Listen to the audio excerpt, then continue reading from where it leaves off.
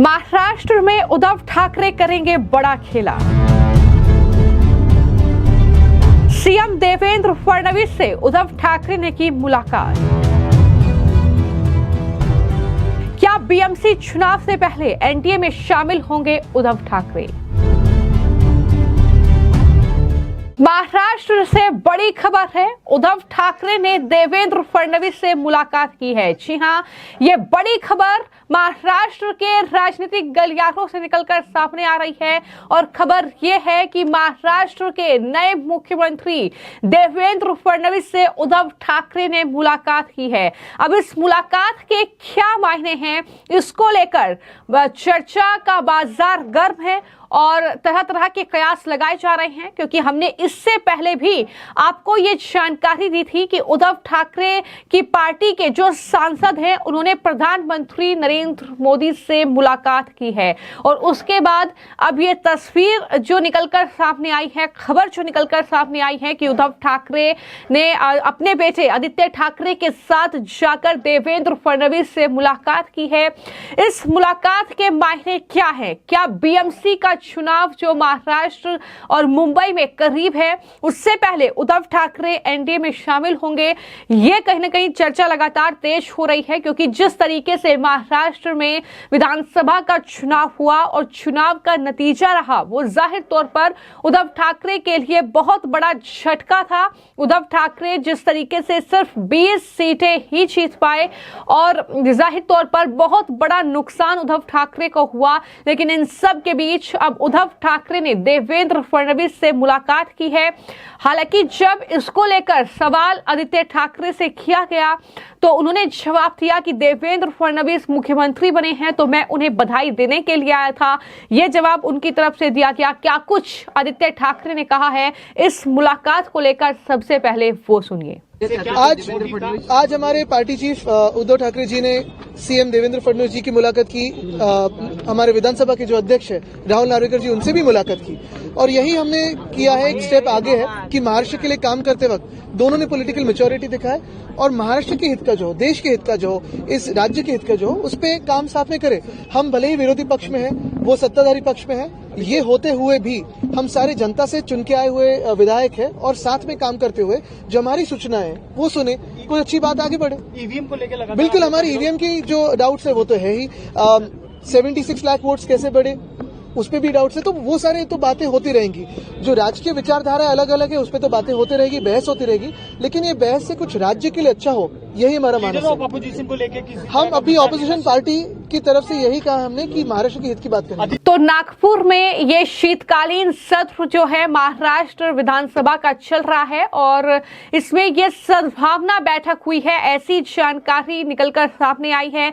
आपने आदित्य ठाकरे को भी सुना, जिन्होंने कहा कि उद्धव ठाकरे ने फडणवीस के साथ ये सद्भावना बैठक की है और इस बैठक में देवेंद्र फडणवीस को मुख्यमंत्री बनने पर बधाई दी गई है।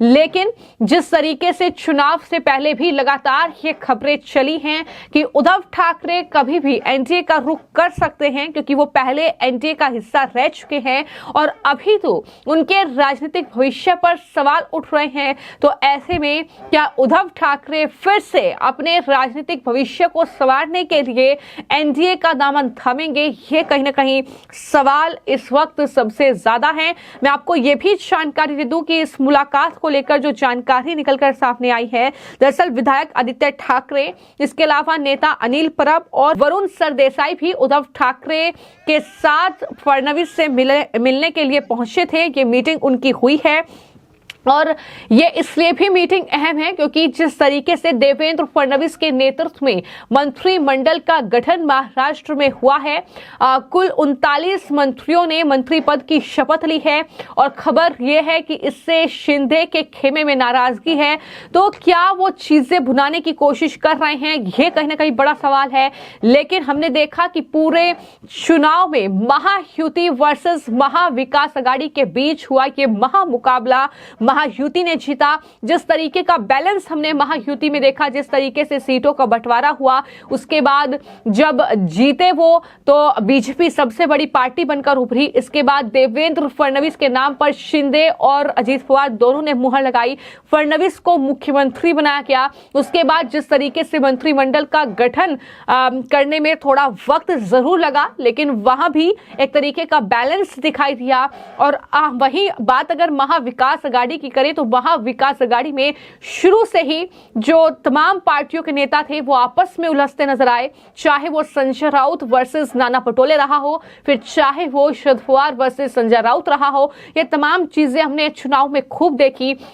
तो ऐसे में कई जो राजनीतिक विश्लेषक हैं उनका यह मानना है कि उद्धव ठाकरे जिस तरीके से उनकी राजनीतिक भविष्य पर यह चुनाव एक बड़ा प्रश्न चिन्ह लगाकर चले गए हैं कि उद्धव ठाकरे ने जो बाला साहेब ठाकरे के बेटे हैं, जिस तरीके से शिवसेना की कमान उनके हाथों में आई और एक अच्छी खासी पार्टी बनाकर बाला साहेब ठाकरे ने उद्धव ठाकरे को दी, लेकिन उसके बाद जिस तरीके से शिवसेना को खत्म करने का काम उद्धव ठाकरे ने किया है, कहीं ना कहीं वही बड़ी वजह है कि उद्धव ठाकरे इस वक्त काफी ज्यादा मुश्किल में हैं, क्योंकि शिवसेना में दो फाड़ हुई। शिंदे गुट जहां सत्ता में है तो वहीं उद्धव ठाकरे महाविकास अघाड़ी के साथ कांग्रेस और एनसीपी के साथ गठबंधन उन्होंने किया, उसका खामियाजा आज उन्हें भुगतना पड़ रहा है।